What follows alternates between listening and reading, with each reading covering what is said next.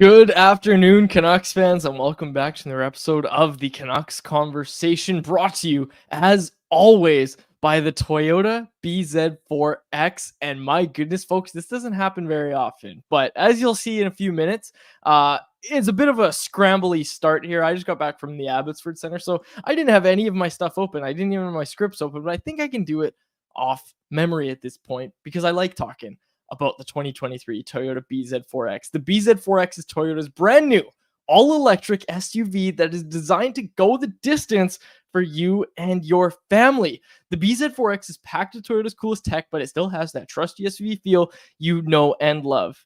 And even though it's electric, it's capable of effortlessly conquering any terrain, whether it's rain, snow, mud, or your friend's questionable post-game recaps. The BZ4X will get you through it all. Or not having your tabs open. The BZ4X can get you through that too. It can get you through anything that you need it to get you through. So there it is. Toyota BZ4X, presenting sponsor of Canucks Conversation. My name is Diego Jelly. That is Harmon Dial. Our technical producer is Grady Sass. And I'm just happy I'm here, folks. Like, honestly, Harm, I know I was telling you about it. I made the decision to go to Abbotsford today to be in attendance for Jonathan Lekkerimäki's first practice as a Vancouver Canuck. No, I guess Abbotsford Canuck, but made the decision to go out there, and it was a dicey decision because I was humming down the highway. I will be honest, I was speeding today, and it was like, it was 1:45, and I still wasn't home. And obviously, the show starts at 2. It was dicey. It was very, very dicey, but I made it. I made it in time for the show, and I'm very happy to be here. Well, what happened? Because I thought their practice was originally supposed to be 10:30. It was supposed to be 10:30. And then they did a second session that started at 12, and that's when Jeff Paterson was on. So I was like, okay, well, I'd like to talk to him too, like make the most of the Abbotsford trip. I waited a little bit, but then I had to get moving, and then I got moving. And the thing that pisses me off the most is the one thing that I really wanted to do on this trip was get gas. I didn't have time to get gas. I had to just drive home, and like, I don't need gas. I'm at like a half a tank, but when you're in Abbotsford, you get gas. Like, that's what you do. You get gas when you're in Abbotsford. And I'm a little bothered that I wasn't able to get gas, but it was a good trip nonetheless. Yeah, especially got to fill up before the carbon tax. So got to make sure you get it done this week. That's topic 1 on today's show is the carbon tax. That's why you drive the BZ electric there, Quad. That's right. There's a great reason to get yourself a BZ4X. Okay, people are already talking about it. So for those in the YouTube live show, I'll talk about it right away. Yeah, people are always saying get something else in the background. I found it. I said it on yesterday's show. Found this life-size Roberto Luongo growth chart in my childhood bedroom. I unwrapped this thing, Harm. This thing has been wrapped in a tube for 14 years, I figured out, because the last time that I can tell by his pads too, like this came out in like 2009 based on his pad setup. And you can see my height there. I don't know if you could see it per se, but 4'5" was where I was coming in last time I used that thing to measure myself. So yeah, 4'5" quads. I'm thinking I had to be 9-10 years old at the time. But I said I would stand next to it as well, but I'm not going to. Well, I could, but it wouldn't make much sense because for podcasting reasons, it's off the ground. So technically that's higher than 6'3". So like that's up there. That's a higher chart. As you see, is at the top of the doorway. And my doorway is not 6'3", despite what some people may think.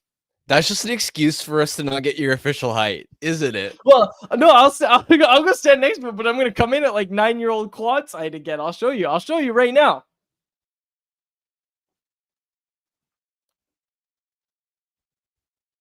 Wow, that's tough. So you can't figure it out based on that. You're barely up to his shoulder. Yeah, I'm like 5'1" on that. Okay. Which isn't too far off real life. So for those on the podcast, I apologize, which is something we often do on this show when we get a little off track. And of course, we're starting the show by doing that. And I'm sorry, folks. It literally just comes down to I was in traffic, or there was no traffic, but I was on the road. I didn't know if I'd make it in time, and I made it.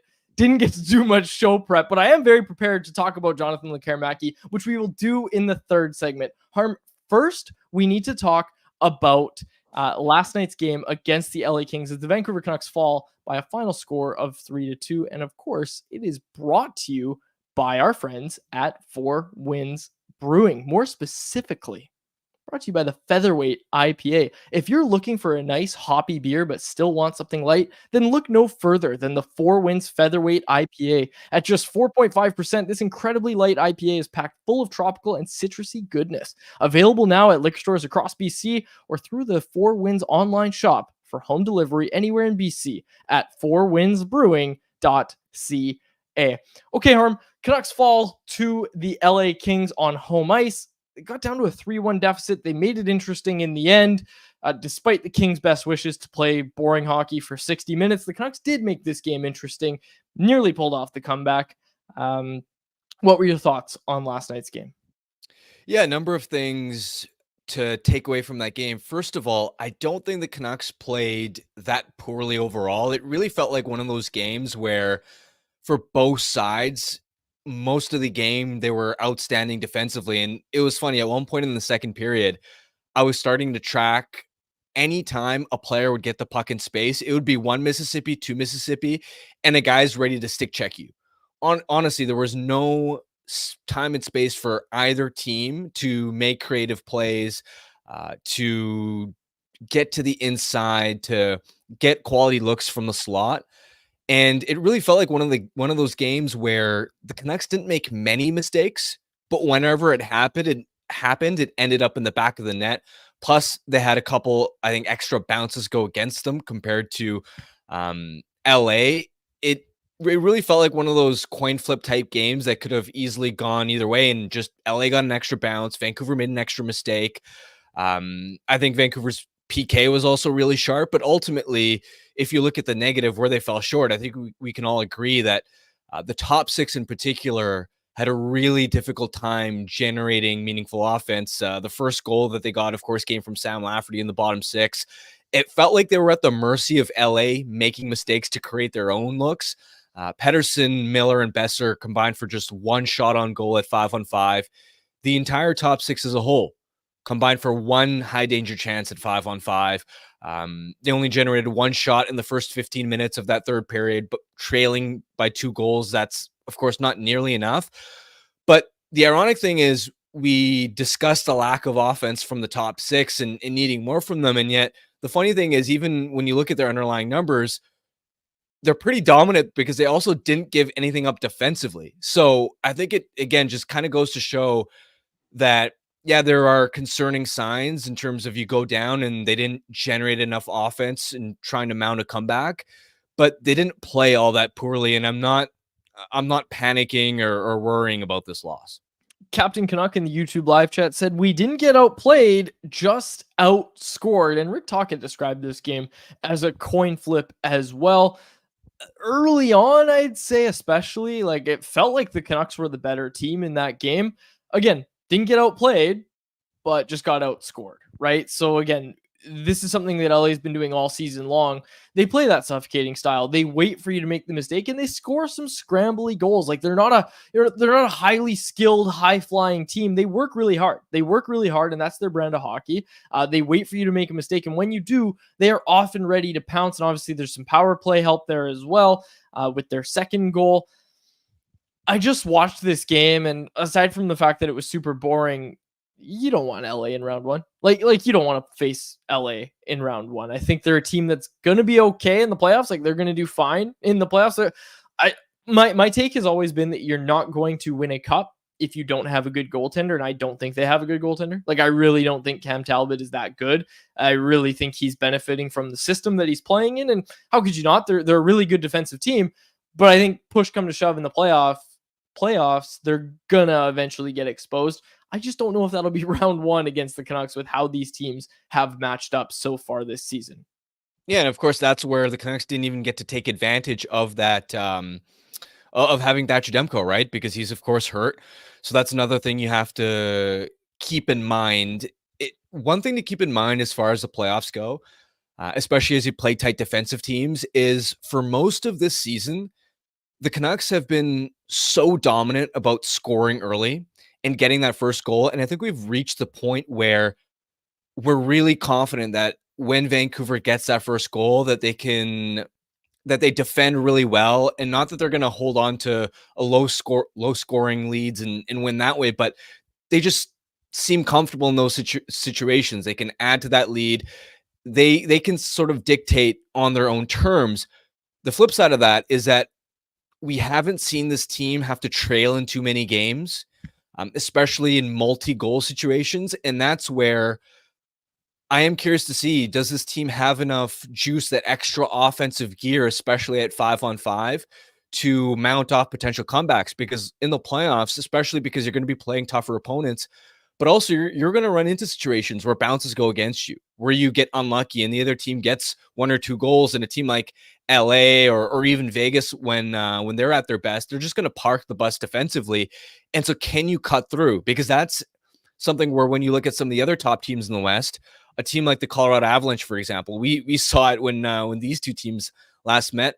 They have that firepower where that McKinnon line, when they hit their stride, it feels like they are in turbo mode. Or the Edmonton Oilers, even if you have a 2 or 3 goal lead against them, it feels like they can always go nuclear because of Connor McDavid and Leon Draisaitl, or even a team like the Dallas Stars, that they don't have a McDavid or McKinnon type player, but they have scoring on all 4 lines, and they are so dominant at scoring that way. And from Vancouver's perspective, it's not that they have struggled this year to score goals. Obviously, they've put the puck in the back of the net a lot, but a lot of it has been sort of predicated on historically high shooting percentage. It hasn't necessarily been we rack up a ton of shots and a ton of high danger chances. So that's a trend to watch for in the playoffs. But again, I'm not overly worried big picture about what we saw in that game. Yeah, the one thing I want to talk about was Todd Lafferty's goal there. My goodness, going right from the boards right to the front of the net, and then finishing the night with 8 hits. Todd Lafferty, yeah, or Sam Bertuzzi, whatever you want to call him. My goodness, he looked good on that goal. And again, like, that was one thing that I think if they win this game, it's a storyline we're talking about is, hey, that fourth line that's basically the band of misfit toys, they came out and scored, right? Like, and yeah, they did it in a really, really nice fashion, obviously, as I hinted at with my nicknames there. But it was something that I wanted to just talk about, was just how good Sam Lafferty was in last night's game. And he's a guy that, look, we know he started the season super hot and then just kind of fell off a cliff from there, and really just played like a fourth liner again, right? Like, he wasn't bad per se, but he just wasn't as effective as he was earlier in the season. And again, when we talk about guys like Lindholm, Mikheyev, these guys that you're hoping that can come alive during the playoffs, I think Sam Lafferty's one that the Canucks are also going to be hoping can kind of get hot at the right time. Okay, let's bring in our guest, because he talked about the game and he'll continue talking about the game with us. And Harman, we can pick up anything else you want to talk about in the anyone else segment of our show. But let's get to Jeff Paterson, who is brought to you by Greta, the home of our electric watch parties. See, I'm just all off today. Greta is our spot to chill pregame, postgame, and all through the offseason as well. Check out Greta Bar YVR today. And folks, I'm hinting at it. Last game of the season. Looks like we're doing another watch party at Greta, so make sure you get your tickets when they're available. And folks, I'll tell you when they're available, but mark it in your calendars. That last day, if people are asking you to hang out on that last day, tell them you've got the spot, and that spot is Greta to watch the last game of the season. This is an interesting thing. Bring in Jeff. This is my first question for Jeff. Interesting thing. Irfan Gaffar tweeted this today. Jeff, I'm not sure if you saw this, but the playoffs are now scheduled or rumored to be scheduled on April 20th, which would be 2 days after the Canucks play. That's a Saturday night. It's hockey night in Canada. Originally, it was supposed to start Monday, Tuesday on the 22nd and 23rd. We're now looking at 20th, 21st. Are the Canucks going to get screwed by the NHL here? Like, are the Canucks going to have to play 2 days at game 1 of the playoffs, 2 days after their last game of the season?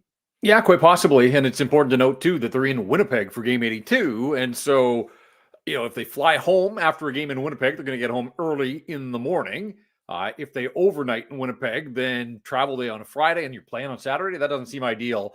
Really interesting, if you look at the NHL schedule on the 18th of April, I think there's 6 games. They're all Western Conference teams. So how about the East starts the playoffs on the 20th and gives all the Western teams a little bit of a breather there?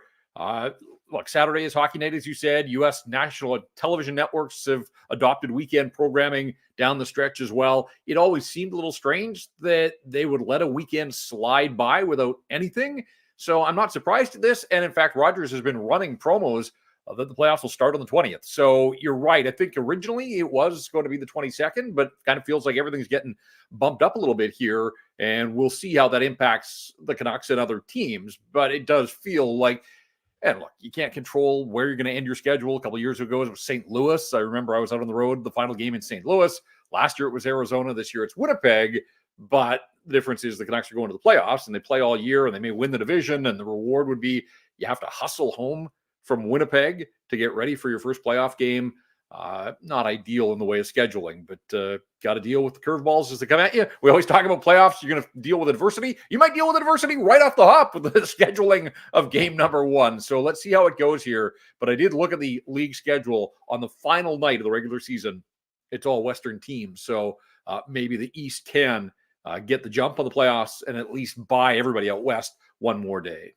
Yeah, I wonder how they're going to go about that, because that's the thing, right? Is like all the Eastern teams, if it's Hockey Night in Canada, you want a late game, right? And if the playoffs started today, the Canucks and Golden Knights are the only series in the NHL that is going to take place in the Pacific time zone. Edmonton, LA, it would be in Edmonton for game 1, so that's Mountain. And I'm looking at it and saying I would not be shocked, and I'm throwing it out there early, I would not be shocked if the Canucks and Golden Knights, or whoever they face in round 1, the Canucks that is, are told, hey, we need a late game on Hockey Night in Canada and our national broadcast. So sorry, not sorry, you're going to start the playoffs on the 20th. I certainly, like the Oilers can start in the late window as well, even in Mountain Times. I mean, they do that every Saturday.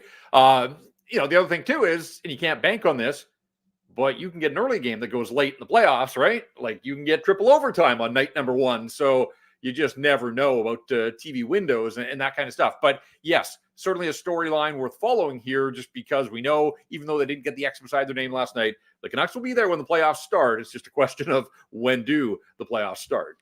Yeah, and they didn't get the X next to their name last night. So last night's game, Jeff, just some of your takeaways that you wanted to talk about from last night's loss. Yeah, I agree with Harm. They didn't play poorly. They just didn't play well enough to win. And against this Los Angeles team, this is 3 games now.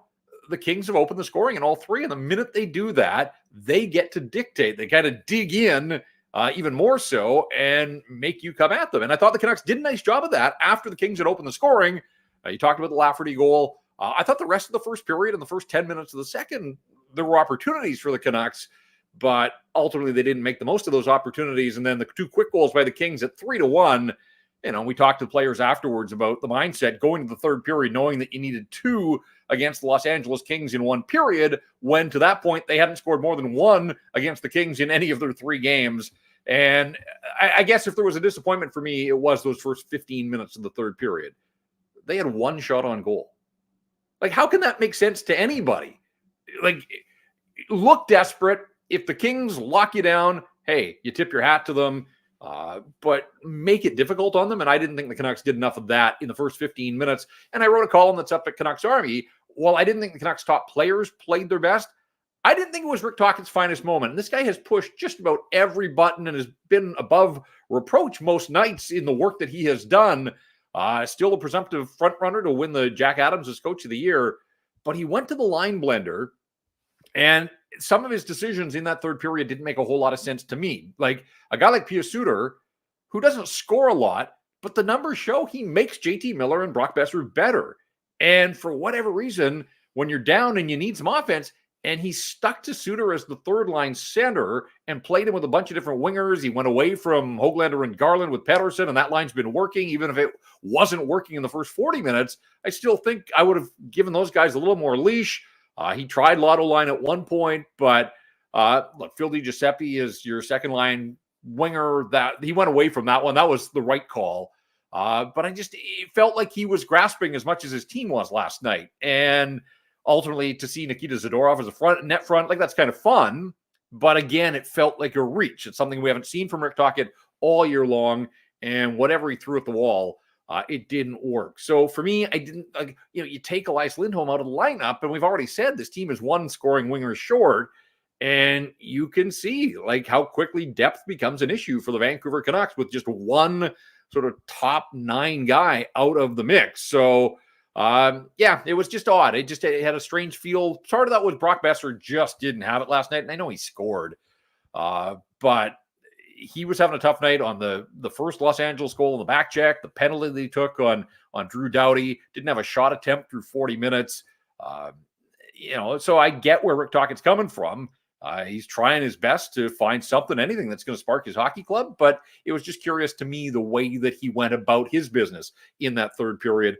Bottom line is they came up a goal short. Give the Kings credit. The Canucks have yet to play with the lead. And forget the scoring the first goal. They have yet to play the lead against the Los Angeles Kings. And that just makes life really, really difficult on you. Not a lot of fun to watch, but also not much fun to play against. And they've got one more meeting with the Kings in Los Angeles on April the 6th. And then quite possibly they see them again come playoff time. Like, it's not at all out of the question that they could run into the Kings in that opening round. And if so, I think there'd be some concern in this market.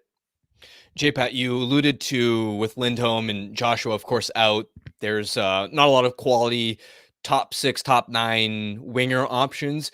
Do you think if they enter the Dallas game and Lindholm and Joshua are still out, that perhaps Vasily Podkolzin is a player that you maybe give more of a look to, perhaps maybe even in the spot that PDG started the game?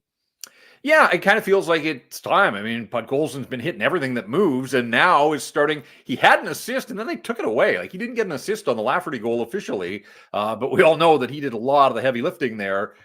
He's starting to play with confidence, and it does feel like the offense is coming a little bit. Now, they've moved him lower in the lineup than where he started a couple of weeks back, and I think some of that was to take the pressure of finding the score sheet. They just wanted him to be physical and win his puck battles and all those kinds of things. But he's a 10th overall pick. Like, you can't sweep the expectations entirely under the rug with this guy. At some point, he scored 14 and as a rookie. I'd kind of like to see him get a little bit of a run with JT Miller and Brock Besser. PDG, and again, if you want Pius Suter as a third line center, somebody's got to play up higher in the lineup. When I saw them line up at practice on Sunday, and it kind of gave the indication that they were preparing to go to battle without Elias Lindholm. And, we've talked throughout the season that even though he had a nice training camp and earned his spot, that the idea of PDG as a top 6 winger on this team wasn't ideal. And he did nothing, like a lot of them last night, certainly offensively, and barely played in the third period when they were chasing the hockey game. So, yeah, I think I'm ready to see Podkolzin get a little bit of a bump there and see what he can do. We saw Archdeep Baines was given an opportunity to play with JT Miller and Brock Besser at one point. So, Rick Tocchet hasn't been afraid to try some of that kind of stuff. And I think JT Miller's always had glowing reviews of Vasily Podkolzin and enjoyed playing with him and likes what he's seen from him. So, yeah, I kind of get the feeling that the time is now. Why not? I also just thought it was really curious again, if they know more than we do about Lindholm, but my sense here, a full day off for the team, and then a practice day, we'll get a better idea on practice at UBC on Wednesday. But if they have to go with Lindholm again, like, Nils Aman's a center. Could you not just slide Nils Aman to the fourth line center position and free Suter up to move up higher in the lineup if Podkolzin doesn't go into that spot? So we'll see what Rick Tocchet's thinking. We'll ultimately see what he and the coaching staff thought of the way things shook down against the Los Angeles Kings. But they need more from the top end guys in those games. They just got to find a way to break through. But as we said, they came up a goal short. Both teams got a lucky bounce, and it's just a steep hill to climb when you spot the Kings a 2-goal lead like the Canucks did. J-Pat, a lot of the discussion in this market right now, and we've had plenty of it on our show as well, but we haven't had a chance to get your take on it yet, I don't think. Do you have an ideal first-round opponent for the Vancouver Canucks, especially in light of maybe what we saw from the game last night? Yeah, I still think the Vegas Golden Knights aren't the Stanley Cup champs of last spring. They still hold the title, and until somebody knocks them off, they are the reigning champs. But I've made this point before. They got off to an 11-0-1 start. I think people forget. Like, back then, the story was no cup hangover in a place like Vegas, and they won 11 of the first 12 games. Since then, they have been a 500 hockey club over a 55-game sample, and they haven't had the goaltending on a lot of nights. Obviously, they've had some injuries, but they just don't look like that wrecking machine that they were last spring when they rolled to the Stanley Cup final. can they flip the switch? Can they get those good vibes back? They've got experience. They've got the pedigree. And ultimately, we'll see how many guys come racing off LTIR in time for I saw people joking that if the playoffs get bumped up 2 days, oh, well, Vegas is going to have to figure out a way, get those guys healthy 2 days earlier. I still think, and I think, and you were there that night at T-Mobile not that long ago. Like, that was an impressive performance by the Canucks. They walked in through the front door and beat the Golden Knights. And people were saying, like, let's see the Canucks win some of these games against playoff opponents. That was a good night for the Vancouver Canucks. They got an early lead. They built on it. They were stingy defensively. Thatcher Demko was good when he had to be. I still think, I think this Los Angeles team, when they get locked in, and it's not just the Canucks, they can cause teams fits. And you do wonder if they get into the minds of the Canucks. If St. Louis somehow was to reel in Vegas, and obviously that was a bit of a death blow last night. So it is looking less and less like St. Louis is going to be a factor here. I think, for as crazy as it may sound, I think if you're picking an opponent in that first round, you take your chances against a Stanley Cup champ that just isn't on form. Maybe they get it back, but that too, I like the matchup against Vegas more than I do from what I've seen in 3 games against the Los Angeles Kings.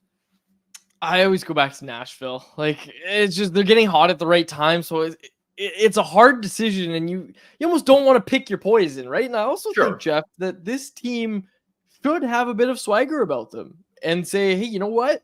We're the best team in the West. We're the best team in the Pacific, whatever you want to say. We could take any of these teams, and it's not who are we, looking forward to matching up to. It's those teams that shouldn't be wanting to match up against us.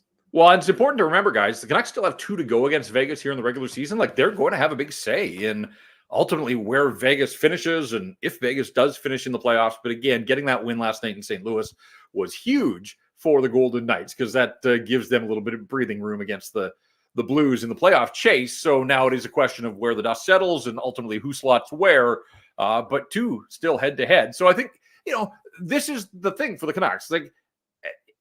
I didn't ever expect that they were going to run the table on the 9-game homestand. And when they lost to Colorado and then lost to Washington, obviously there were 2 losses, but they responded from those with 3 straight wins. And it kind of felt to me like if they can get 2 of the 3 games this week, it's a 6-2-1 homestand at this time of the year.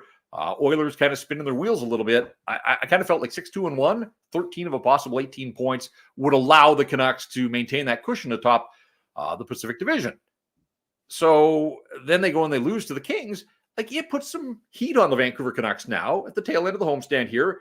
You got a Dallas team that's coming in and battling for top spot in the conference. That's not going to be easy. One of the highest scoring teams in the National Hockey League. They're in San Jose tonight, and then they'll be here on Thursday.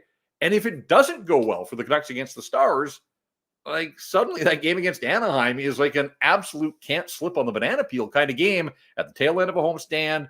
A Sunday afternoon. Those early starts haven't always been friendly to the Vancouver Canucks. So, if they want to finish 6-2-1 on the homestand, it's still there for them. But now they have to beat the Dallas Stars and then take care of business against Anaheim on Sunday afternoon. So, good challenge on Thursday. More time off between these games here, full rest day and then a practice day. And, we'll see what they look like against the Stars on Thursday night. Jeff, just going back to the game a little bit here. Casey DeSmith's been really good since Thatcher Demko went down. Is it safe to say that last night was maybe his worst performance since he's taken over as the Canucks starter? I guess I would like to have seen him smother the rebound on the Kopitar goal. And Soucy putting the triple bounce off Carson Soucy and in, not a whole lot that DeSmith can do there. So I'm not hanging him out to dry. And really on that first goal, Fiala, the breakdowns all over the place. Again, the Canucks were just off. Didn't have a man on the ice. They basically gave LA an in-game power play because the Canucks were slow on the change there.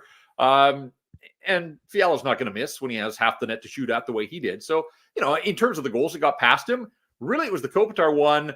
And it was just, and I still haven't seen a great look. And I don't know if you guys did. Did Byfield deflect it, or is that a puck that DeSmith should have been able to trap against his body and not leave lying around? Because ultimately it squirts free to the back post, and that's when Kopitar swooped in from behind the net and tapped it in. But, look, he's aggressive. He comes out. We saw 2 of those blue paint kind of goals last night. He's not the biggest goaltender in the world, and I think tries to compensate for that a little bit by being aggressive and playing at the top of the paint and that kind of stuff. But that does leave a little bit of room in behind him. So I'm not pinning that one on him necessarily. As I said, there was a bounce each way. The Besser goal kind of negated the second Los Angeles goal. I thought Casey Smith did what he had to do to give the Canucks a chance to pull this game out. Look, they make it 3-2 with 4 minutes to go. And yes, they pressured at that point. But I'm not sure that I'm hanging this on Casey DeSmith. Ultimately, Cam Talbot made one more save than he did. But DeSmith's been fine. And, in my world, he's going to run it back out there again on Thursday against Dallas. I do think if they beat the Stars on Thursday, that you probably would see Artur Silovs for the first time this season against the Ducks on Sunday afternoon. I do wonder, though, if they don't beat the Stars and go back to the scenario I just mentioned, where, the game against Anaheim then takes on a little more significance at some point. I do think, because they've got the back-to-backs next week, right, in Vegas and Arizona. I would assume you split those. I think in Artur Silovs' best interest to get him a game before he has to get thrown in there. So we'll see how things shake down the rest of this week. But look, I think I can answer your question. That was it his poorest performance of the homestand? Maybe. And yet in saying that, I still don't think he was responsible for the ultimate outcome of that hockey game. What do you think the thought process was behind the coaching staff mixing up the D pairs, and how do you think the new look D pairs looked last night? Yeah, I think, and Rick Tocchet was asked about it after the game. I think it was opponent-driven harm, in as much as they know how the LA Kings want to play the aggressive forecheck, and I think it was trying to spread their puck movers out a little bit and put Hronek on one pair and Hughes on the other. And I have to say, I know they lost the hockey game. Quinn Hughes skated miles last night, and that's not a news flash because he does it most nights. But I thought he was incredible. Unfortunately, like his team, just no finish there. And a lot of his forays into the offensive zone didn't amount to much. But, for a team that loves to pressure like the Kings do, Hughes was he was, I think, near the top of his game. And again, that's saying something just in terms of being a one-man breakout machine. So ultimately, the game dictated that when they were down in the third period, then they go back to Hughes Hronek. So I wasn't surprised about that. Was there enough of a sample size otherwise to get a true read on the defensive pairings? Defensively, again, the Canucks were fine last night.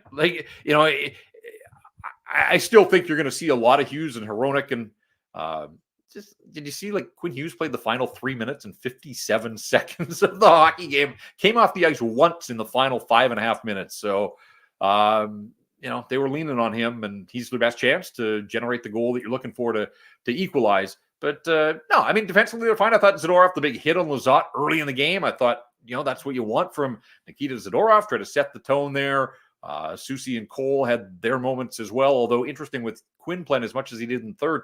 Carson Soucy only played 12 minutes of the hockey game. So, he's not going to generate offense as you're down and you're trailing. Somebody's going to have to sit, and ultimately it was Carson Soucy, but that jumped off the page as much as Quinn Hughes in his 26.5 minutes did. So did Carson Soucy, only playing 12 minutes and I think 3 in the third period. So, look, I think in some ways, 10 games to go, maybe this is the time to experiment. And yet you saw that they had to abandon the experiment when they were down and chasing the hockey game. Jeff, good stuff as always. Thanks so much for joining us, and we will chat with you next week in playoffs. Playoffs are just around the corner. Yeah, we just need a start date. And in other news, Mark Stone's start date has been moved up as well. Jeff, thanks so much for doing this. All right, guys, thanks. There he is, Jeff Paterson. You can hear him after every Canucks game on Rink-Wide Vancouver. Harm, you and I are going to be making some appearances. April's tough, man. April's tough for us to make some appearances on Rink-Wide Vancouver, but I'm hoping we're able to eventually, and of course, all through the playoffs as well. Always a good time over on Rink-Wide Vancouver, wherever you get your podcasts. Okay, let's get to... Yeah, this is what I wanted to get to, was Lekkerimäki. Jonathan Lekkerimäki's first practice as a Vancouver Canuck. Well, Abbotsford Canuck. I keep saying this. You know what I'm saying. He's with the organization now, and he's had his first practice. And I was there. I was in attendance at the Abbotsford Center today. couple interesting things to note, Harmon. I'll kind of go through them because I have done a lot of prep here. This is also my first chance to see Elias Pettersson. I'll talk about him as well. But on Jonathan Lekkerimäki, he was skating with John Stevens and Arshdeep Bains. Those are two of Abbotsford's like most trusted, defensively sound forwards. That made me think that, okay, with Abbotsford being in Colorado to take on the Colorado Eagles on Friday and Saturday, he's for sure getting into the game. Like, he's getting in there. And then what made me think that even more was when they showed power play units, he was on PP2. And for those on the YouTube live show, you can see it. He's getting work in the bumper. He's getting work in the bumper spot on the second power play unit. Looked right at home there. I asked him afterwards if he's comfortable playing there because he has obviously played with the one-timer option at the World Juniors and throughout his time in Sweden, but he did also play the bumper during his time in the SHL with Örebro, who I learned how to pronounce their name today. Örebro. It's like Höglander. It's like the O with the umlaut. It's pronounced Örebro. Anyways, moving right past that. Yeah, he was in the bumper spot, and I found that to be interesting, along with him playing with Bains and Stevens. Abbotsford dressed 11 forwards last week, so it feels like there's a spot for him to take, but Jeremy Colleton was very non-committal to him playing this weekend. Also really, really wanted to temper expectations. He talked about how guys in the AHL sometimes need some time if they're coming over from Sweden or vice versa. Like, he talked about guys that go from the AHL to Sweden and they have trouble. Jeremy Colleton being one of them, and not necessarily having trouble, but like, Colleton spent time in Sweden. He's got a lot of contacts in Sweden, so he was keeping up. Like, Colleton knows what's going on with these prospects, and he was keeping up with their seasons quite a bit. Grady, do we have the audio from Colleton? I just want to. Okay, we got like. Okay, we only have Lekkerimaki. Colleton had some good stuff. So great, if you could get Colleton's audio, that'd be good. But anyways, basically what Colleton was saying was just that if he scores a hat trick in his first game as an Abbotsford Canuck, you need to temper expectations. If he has a bad game and goes -2, you need to temper expectations. Like, you need to calm down. So he was kind of preaching this idea that, look, he's a young prospect.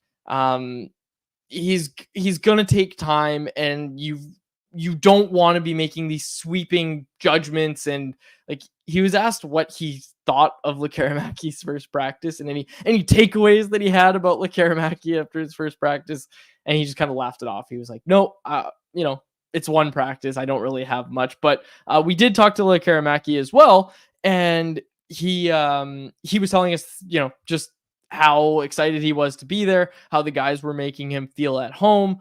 It was really nice to be able to talk to him. A man of very few words. And Grady, I think you have the audio of this. So we'll just play the full 4 minutes of Jonathan Lekkerimäki's first media availability as a Canuck that wasn't at a development camp. This is since he turned pro. Nice to just get back on the ice, Jonathan. Yeah, it was 1 week ago. It was so nice, so it felt good. Yeah. How was the travel coming over? Long, but not too bad, so it was okay. You get a chance to work out with the Scenes. I know you got to work with the Scenes at development camp, but what did you think about getting back to work with them? Yeah, very funny. They talked to me a lot and wanted to help me, so it was nice. What's Elias told you about Abbotsford so far? Not too much, but we will see. Maybe go to the shopping center today. Maybe. What did you think of your first practice? How did it feel? Felt pretty good. Yeah. And you just mentioned with the guys, you're feeling at home already, or how you feel? Yeah, they welcome me very well, so it feels really good. We just talked to Elias about the small ice, that you just come here first practice on small ice. What kind of a difference does that make for you as a player? What adjustments do you have to make? I think the guys are closer to each other. I think you have to, read the game before you get the puck and be more aware where you have your guys. I guess here you're getting a chance to work out and stay fit for the World Championships. I know that would be a big thing for you. What are you trying to do here to keep warm before the World Championships? Watch and learn how the guys play and practice, and just feel how it is to play on the small ice. Could you feel it just in one practice? Was it different or what? No, it wasn't. No, not too. Pretty similar, I think. What are your first impressions of the guys you're skating with them? What stood out to you? Pace, the speed, anything that stand out to you from this time on the ice with the guys here? Yeah, I think the pace was high. I play with Baines, and I haven't met him before, so yeah, we chat a bit, and first practice was pretty good. Just can't stop him from talking. Dude loves to talk. Loves to talk. Sino Chick asked this, because I mentioned Elias Patterson was there as well. Do the Sedins know that DPD thought they played junior hockey in the early 80s? Did you see this video, Harm? They had Lekkerimaki. Also, I think you're muted. But they had Lekkerimaki, Paterson, and 2 other World Juniors teammates there doing trivia about Swedish hockey. And they were like, these players, I think they even said brothers. These brothers brought home gold in the 1982 World Juniors, and Elias Paterson writes down the Sedins, and you just see Lekkerimaki go, dude, they didn't play that long ago. Yeah, I remember seeing that. That was so funny.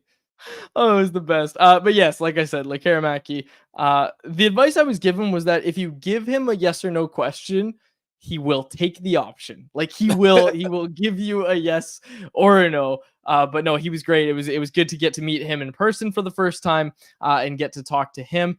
Jeremy Colleton, I think we have it now, Grady. Jeremy Colleton spoke a little bit about getting Lekkerimaki on the ice for the first time as well. Well, it's just great to get him here, and kind of the next step for him, just to be comfortable and be around our team and see how it's going to be. And obviously he knows a bunch of guys from development camp, which is great. He knows us, knows the staff, but it's always going to be an adjustment. So the quicker we could get him here and get him in the group and playing hockey, it's only going to help him. Had Elias Paterson, the defenseman, here as well for a little bit. Now you've had some more practices to see him. What do you think of him so far? Yeah, same thing. It's only going to help him going forward. To the experience he's gaining, just being around the team and being in practice and seeing how it is, seeing what the environment's like, what it's like to prepare all week for a game. And I'm not sure. We take it day by day as far as who's going to play and whatnot, but the best way for him to prepare to play is to be with us and practice and feel that competitiveness and the pace, and so we'll just see where it goes. And I guess this is a developmental league. You're a guy who likes to get out with these players. Do you take it on as a challenge a little bit, or what do you kind of evaluate the situation with your job getting these guys to the next level? Yeah, I mean, it's the same for everyone. It's not we're trying to develop everyone we have. Certainly it's exciting to get guys like that in, and we want to help them get to the next level as quickly as possible. There's a process to go through too. It's not you can't just pick a guy and be like, yeah, that guy, we're going to give him everything and he's going to make it now. There's steps to take, and there's adversity to get through as well. I personally think that if you don't face adversity along the way, then when you get there and then it comes, you don't know how to handle it. So that's part of being in this league. It's a hard league, and you can earn what you get. And if you get through it, then it's going to make you better on the other side. I really find that answer very interesting, Harm, because I was already getting this on Twitter too, and I replied to someone that said it, but they were talking about how Colleton's, he's too focused on wins and losses. He needs to be focused more on development. I just want to say I have very little doubt that Jeremy Colleton knows what he's doing when it comes to developing players. And I know, look, people are looking at Klimovich and saying, oh, well, why is he scratched? Why is he on the fourth line?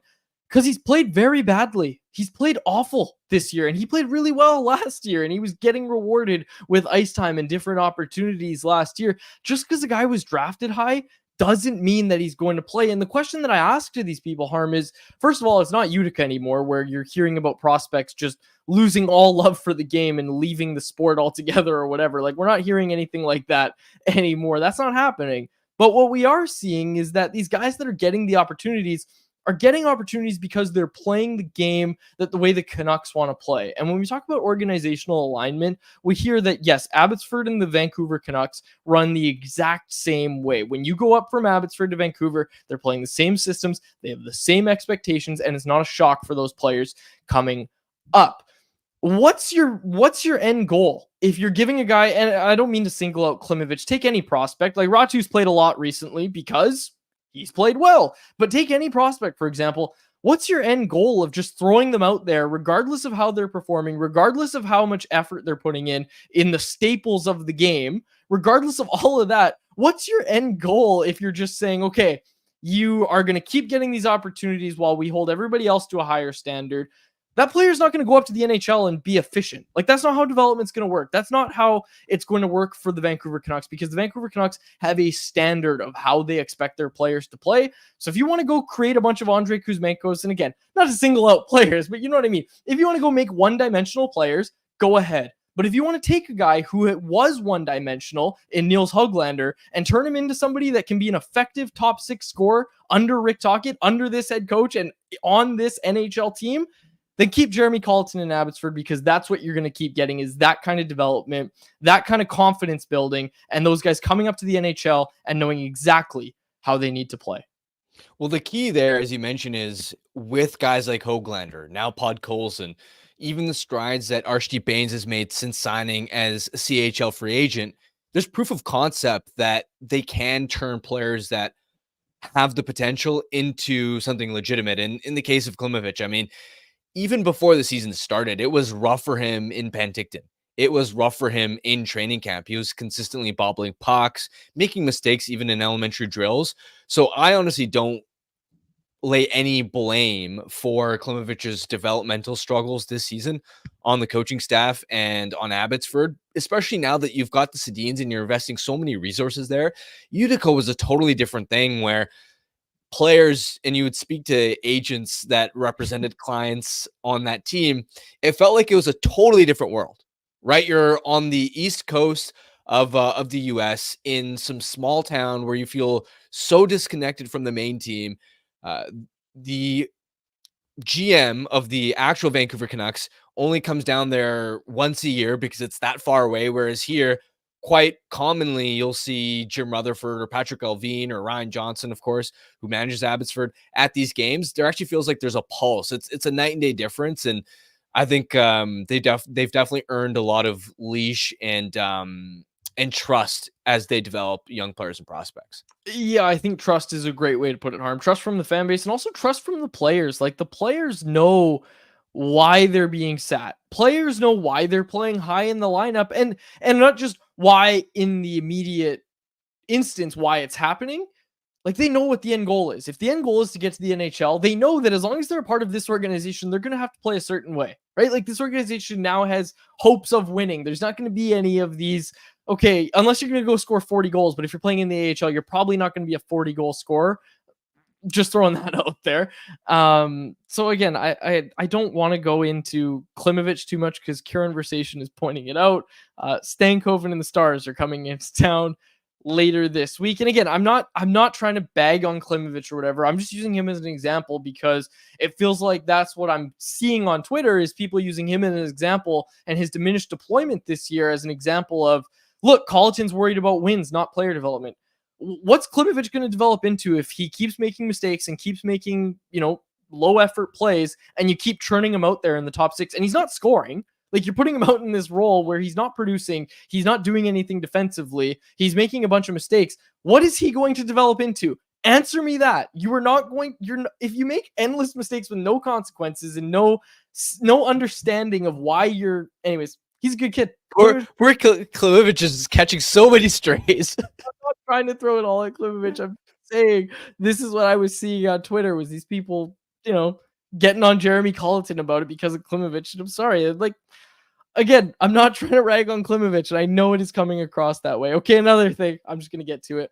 Canucks practice today. Nikita Tolopilo, man. I know I've talked a lot about Artur Silovs. Tolopilo is a big boy, and I've seen him in person before, so I shouldn't be shocked. But man, keep an eye on Nikita Tolopilo. That's all I'll say. He is a mammoth in the net. Like, his hips are at the crossbar. He is ginormous, and he is so lanky, and he has such long limbs. Like, his arms dangle to his knees. It's quite unbelievable seeing him in person, and just the way he moves as well. He's someone to watch, I think, Nikita Tolopilo in the Abbotsford net for now, while Archer Sealoves is up with the big club. And as Jeff alluded to, I think Sealoves is going to get into a game either Sunday or next week when there's the back-to-back games against Vegas and the Arizona Coyotes. Okay, last thing from me, Harm, on Canucks practice, and we have to get to anyone else. I've taken up a lot of time here. Get your anyone else's in, folks. But Akito Hirose played on the right side of a pairing with Elias Pettersson. We've talked about how crowded that Abbotsford blue line is right now. You got Christian Wolanin, you got Guillaume Brisebois. Who am I forgetting? Oh, and Matt Irwin, all on the left side. Like all those guys are playing on the left side. I think it's going to be hard definitely for both Elias Pettersson and Akito Hirose to get into the lineup, but even just one of those guys, like it's going to be hard for those guys to find ice time, I think. We'll see where it goes. It's been a really disappointing season. He's had some injuries as well for Akito Hirose, but I'm curious what the Abbotsford Canucks lineup looks like, especially come playoffs. And if Pettersson or Hirose, I definitely doubt it's both of them, which one of those guys gets a look in the playoffs. Did you have anything you wanted to talk about when it came to Abbotsford? No, I think you nailed it. By the way, I love that the Colleton and Lekkerimaki interviews were basically old school Canucks conversation. Faber and you just rotating questions. It was like 90% you guys. Yeah, well, that's the funny thing is we were the only media there, and then there was global. Like there was a global reporter and news and camera, and then it was Faber and I. So it really reminded me of a old Canucks conversation because Faber was talking to a person from Abbotsford, and he was asking most of the questions. So it did really remind me of an old Canucks convo. Okay, the last thing actually that I needed to mention, I asked Lekkerimaki outright how long he was going to be here because I noticed, Harm, that Sweden's camp for the World Championships doesn't start until April 15th, right? Like it's not starting for a while. And I saw, I think the initial reports, I think it was Dollywell, reported 7 to 10 days that he'd be here. He's going to be here longer than that. I asked him today how long he's going to be here, and he said 2 to 3 weeks. And that kind of lines up with what I'm thinking when it comes to Sweden's World Championship schedule. And they have like a scrimmage tournament against Finland that they're going to do on April 15th. But I would assume their camp opens like April 10th, April 12th, around there. But I was just poking around the Sweden hockey website, and yeah, it doesn't start until mid-April, and Lekkerimaki kind of confirmed it for me when I asked him about it, just that, yeah, he's going to be here 2-3 weeks. So it's not just going to be like a short cup of coffee, get a couple skates in. This is the only home practice that the Canucks have this week. They're traveling tomorrow, and then of course they play Colorado on Friday and Saturday. Like I said, we don't know if Lekkerimaki is going to get into a game. I'd really expect him to. I'd like him to, but Colleton was very, very non-committal to him getting into a game. So we shall see. But yeah, and we have the schedule there. You can kind of see it. April 15th is that first tournament. April 15th to 19th. Obviously, he will want to be there by then. But 2-3 weeks, it looks like, for Lekkerimaki to stay in Vancouver. I should say in Abbotsford. And I just want to pull up their schedule as well, because I'm trying to figure out when they play after that. They play March 30th is their last game of the month, and that is this Saturday. And then they play on Tuesday, April 2nd at home against the Manitoba Moose. They've got a bit of a homestand there until April 7th. So if you look at their schedule in April, Tuesday, April 2nd and Wednesday, April 3rd against the Manitoba Moose, and then Saturday, April 6th and Sunday, April 7th against the Coachella Valley Firebirds, you would expect, or I would expect at least, that Lekkerimaki would get into one of those. And then by the time I think the Canucks head back out on the road against the Calgary Wranglers on the 11th of April, I think he's gone by then. But that's like 6 games that he has the opportunity to get into. I have to think that played a role in him even coming to Vancouver. I don't think it's going to be, well, I know it's not going to be just a week thing or 10 days. It's going to be more than that. And I would think that this kind of hints at the fact that he's going to play a game. And I would be really shocked if he doesn't at least get into a game. Especially because there are back-to-backs there, right? So you're going to have skaters that on the second leg are not going to have the same level of juice. So it's not just an opportunity for Lekkerimaki to draw into a regular game, but also give you an extra dose of energy, help you from that perspective. Yeah, Yeah, absolutely. So we'll see. And I mean, hey, you could sell some tickets. You might get some more media out there if he makes his debut at home. We'll see. We'll see when the Manitoba Moose are in town. But yeah, that was it from Abbotsford. I just wanted to make sure I got to that. Running a little late, but let's get to anyone else presented by DoorDash. It's our listeners' chance to get involved and hit us up in the YouTube live chat. And it's also our listeners' chance to get 25% off and 0 delivery fees on their first order of $15 or more when they download the DoorDash app and enter code NATION25. That's all capital letters NATION and the numbers 25. Offer valid in Canada, subject to change. Terms do apply. Okay, we've got a lot already, Harm. People are talking about Klimovich. People are talking about Seelovs. People are talking about Shohei Ohtani. And people are talking about Thatcher Demko. Where do you want to start? And I'm gonna guess it's not Shohei Ohtani. I'm gonna throw one at you, Harm. This is an interesting one for both of us to kind of chew on a little bit and get to here. This one from Jesse C. In your guys' opinions, what is the ideal percentage in Abby for seasoned pros versus true prospects, and how many extra bodies do you think are best at each position to keep mixing guys in and out? This is a good question, and I'll kind of go over what I was saying earlier about player accountability and how I think that's been very important for what they're trying to build in Abbotsford. Like, it's not just a free ride where you're top prospect, so you're going to go power play one, you're going to get all these opportunities. You need a mix, obviously, and I think what you want, the ideal mix, is whatever it takes for your top prospects that you believe in to not be pushed out by somebody when they're playing at their best, if that makes sense. Like, there was no, like, Adam Gaudette is a good example. Like, Adam Gaudette's tearing up the AHL this year. But if he was on a team, and I'm picking him because friend of the show and he's tearing up the AHL. But if you have a bunch of veteran players who are playing well at the top of your lineup and helping you win games, but they're also stopping a guy who maybe is playing really well for his age and should be up higher in the lineup, I think then that's maybe a little bit too much, and you have to watch that mix. I think the mix is fine as long as guys like Niels Höglander and Vasily Podkolzin are able to get prominent roles if they earn it, and not setting that earnings bar too high where you're saying, okay, you have to lead the AHL in scoring if you want to go past our top line winger, because that's who we have right now. And I think the Canucks have done a really good job of that. Yeah, and it's always a mix also of, it's not just your prospects, but also you're trying to make sure that you have enough serviceable NHL depth as well. And what I mean by that is, last year, for example, when the Canucks ran into all those injuries when Rick Tocchet was first taking over, the Canucks were able to bring up guys like Wolanin, Jules, and Breezeball, and they actually held the fort pretty well. And you were sort of thinking, okay, if we get to a point where the Canucks, where they are right now, where they're a quality team and they haven't been ravaged by too many injuries, knock on wood, this year. But in future years, if you run into a lot of injuries, you also want to make sure that you're deep enough with enough veteran talent that you're not going to be in a lot of trouble if you run into 2 or 3 blue line injuries, for example. And I think in balancing both of those priorities, the Canucks have done a pretty effective job. The other consideration is it's going to be contingent also on how many prospects do you actually have in your pipeline that are in Abbotsford. That's going to dictate, okay, how veteran heavy do we go in terms of curating Abbotsford to maybe be more in service of our NHL team and having quality call-up options versus leaving opportunities open for our young guys to develop. So it's balancing those priorities. And honestly, I think this management group has done a pretty good job of that so far. Yeah, exactly. And that's kind of that fine line that you have to walk. And I don't even know what line they were walking. They were falling on their face when they had it out in Utica. They were told to do the line walk, and then they just fell over, and they never recovered. So it's good that they're out in Abbotsford, of course. So I guess you could say they've recovered because they've moved it out to Abbotsford, and things are good out there in Abbotsford. Even if the team's not playing that well this year. Like, that's the other thing. We haven't really talked about it.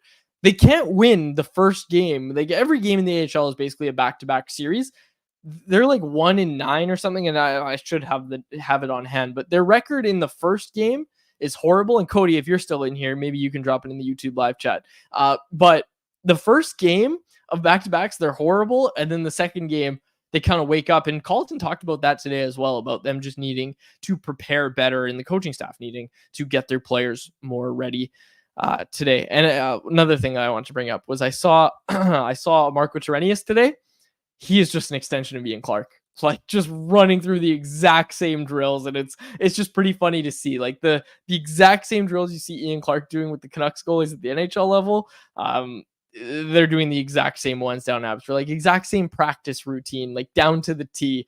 So I'm sure when a guy gets called up and he's a netminder, he knows exactly what he's doing, and much like the players, that's got to be pretty helpful. Okay, let's get some anyone else's. And Grady said we have some from the Twitter and Facebook, so let's dive into those. Let's dive into some Twitter and Facebook questions. This one from Sports Philosopher Vancouver on Twitter. Can Canucks afford to have Garland babysit PD offensively? Feels like third line reunion is ideal. I don't know if I'd go that far per se, but Ouch. yeah, I know that it is a bit of an ouch, but I disagree on the third line reunion. Like I really do think you need to keep what's working together, right? And maybe if that line stops clicking, because historically, Harmon, you and I have had this conversation so many times. Historically, Connor Garland and Elias Pettersson have not been able to find chemistry together, but they're able to right now, and I don't think you break that up while it's working. Yeah, you continue to give it a bit more leash, and it's just difficult because when you have Lindholm and Joshua out, it limits your top 9 options, and somebody's going to be left shorthanded somewhere. Yeah, I think you stick with Pettersson and Garland for now and give them some more runway. All right. Do we have any other ones from Facebook or Twitter, Grady? Yeah, there we go. Oh yeah, Big Brody asking this. This is a question on everybody's mind. I wish we had the answer, but it's one we'll talk about. How minor is the Lindholm situation? Jeff kind of touched on it. Team day off today, but they will be practicing out at UBC tomorrow. We'll have an update on CanucksArmy.com as soon as it's given to us by head coach Rick Tocchet. But what we had heard most recently was that on Friday, no, not Friday. Yes, no, Sunday. There it is. On Sunday. Yeah, they practiced on Sunday, right? Am I going crazy? No, they did practice Sunday. Yeah, they did. I think so. They did. Okay, so on Sunday, Elias Lindholm was not at practice after playing on Saturday night against his former team, the Calgary Flames. Rick Tocchet saying that he's going to go get his tests done. He's going to go meet with the specialist. And obviously, we saw the report from Elliot Friedman as well. We don't know the answer, and I think we're going to find out the answer tomorrow because in the time since then, the Canucks played and Lindholm was a scratch, so obviously they didn't really talk much about it. We'll find out more tomorrow. If Lindholm is absent from practice, for sure, we'll hear something from the head coach, hopefully providing some more clarity on what the situation is. The one thing I'll say is Tocchet yesterday before the game said that he wasn't sure if they would need to shut down Lindholm, so we will see what the future has in store for Elias Lindholm here. Yeah, it's not great when you even hear things like shut down, and ultimately though, it's just about if you have to shut him down for the regular season, as long as he's good for the playoffs, who cares? It's just you want to make sure that he's good to go for the playoffs, because even if he's not producing offensively at the rate that you were hoping for when the Canucks first acquired him, what he does defensively and winning as many faceoffs as he does, especially as a right shot, what he does on the penalty kill, how he can help you defensively, those things matter, and he definitely makes his team better, even though he hasn't been at his best since the trade. This is a question from Logan Van Dyke in the YouTube live chat. If Seelovs is supposed to be getting a game, are they planning on sitting Demko for the remainder of the season? I touched on this earlier, not earlier this show, but earlier in the month, I suppose. Demko, you're going to want to get him some starts. Like Demko needs some regular season starts. You're not sitting him for the remainder of the season if he's healthy and saying, okay, game 1 of the playoffs, have at it. Like get in there. No, that's not going to happen. I put it at 3 to 4 starts you need for him to feel comfortable. He might tell you a different number. I'm sure he'll tell you whatever number he gets is enough for him to feel comfortable. But look, when you just look at what it takes for a goalie to get prepared in the preseason, not to mention that they have a lot of time in the summer where they're on the ice and doing a lot of things as well. 3 games is usually enough. I'd put it at 3 to 4, where I think Demko's going to feel at his most comfortable as he possibly can. We don't know when Demko's expected return is. It's like, what was the original reporting, Harm? Wasn't it 2 to 3 weeks or something? Yeah, I'd be surprised if he is sitting for the remainder of the regular season. And like you, I think at that point, there would be some question marks about how sharp is he going to be if you have him missing all this chunk of time, and then immediately it's okay, game one of the playoffs, pressure's on you. I'd be surprised, but we'll just kind of have to wait and see what updates we get on that from Tocchet as well, because he's been kind of vague about that too. Yeah, and when the injury first happened, Tocchet was very adamant that he had no concern. Like, they were not worried at all that Demko was going to be ready for the playoffs. So, I mean, if he is out for the remainder of the season, again, I think that's a little premature to even talk about it. That's a setback. Like, that's a setback of all setbacks. If Demko's not ready by the end of the season, or just ready for game one of the playoffs. And hey, by the sounds of it, those could be 2 days apart, so you don't have much leeway there. Yeah, we'll see. We'll see when Demko gets in, but you're hoping that sooner rather than later, I think, for sure. And again, like last time they talked about it, there was no concern that he'd be out for game one of the playoffs. So we'll see. We'll see what's said tomorrow. We'll bring it to you tomorrow as well, and we'll talk about it. Here, let's see. Okay, this is from Captain Canuck. And Harm, it's directed at you, so we'll finish with this one. Harm, what did you think of Hughes retaliating with a slash after getting hit? Will Hughes be able to handle getting targeted in the playoffs? I think he'll be fine. And honestly, yeah, you don't like to take a retaliatory penalty like that, but there was a lot of those slashes behind the play that the refs were letting go throughout that entire first period up until Hughes actually got called for one. So that's where, with the officiating, and I don't want to criticize the refs again or say that it was a really bad call or anything, but that's where, from a player's perspective, there's some inconsistency in the sense that you pretty much, for the first, especially 5-10 minutes, let every slash, every little encounter behind the play go, and yet that one got called, that got singled out. I'm not too worried about Hughes and his frustration level and him not being able to manage his emotions. Yeah, exactly. And look, I don't know. I know the bubble didn't count, but it still counted for something in my mind. And we'll see. Playoffs are coming, folks. Playoffs are coming, and it's going to be a lot of fun. But for now, we're going to sign off. For my co-host, Harmon Dial, and our technical producer, Grady Sass, my name is Dave Quadrelli. Thank you so much for listening to another episode of the Canucks Conversation.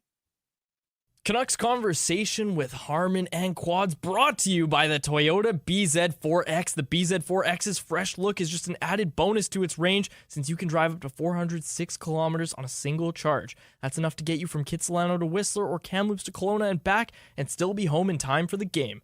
Now that's what we'd call electric. The best part, by choosing electric, you can get up to $11,000 in rebates and incentives. The BZ4X are in stock and selling quickly, so make sure to visit shoptoyota.ca or your local Pacific Toyota dealer to get your hands on one. Canucks Conversation is live Monday through Friday, every weekday at 2 p.m. over on the Canucks Army YouTube channel. Make sure you like, subscribe, and interact in the YouTube live chat every day with us, folks.